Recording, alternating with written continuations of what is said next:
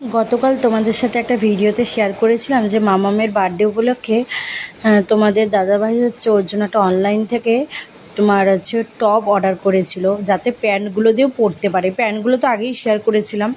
তো যাই হোক, আজকে অনলাইন থেকে কিন্তু সেই টপটা চলে এসছে হোয়াইট কালারের।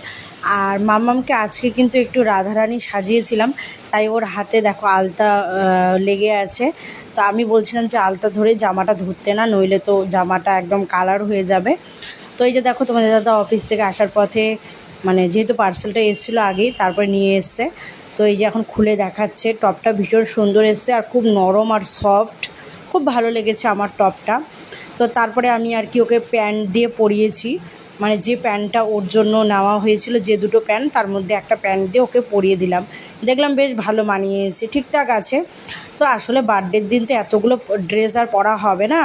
বাড়ি থেকে মা অলরেডি একটা ড্রেস নিয়ে নিয়েছে, তারপরে আমরা তো একটা নিয়েছি, আবার এই যে এগুলো রয়েছে। যাই হোক, এই যে সেই মানে প্যান্টটার সাথে পরিয়েছি, খুব ভালো লাগছিল দেখতে।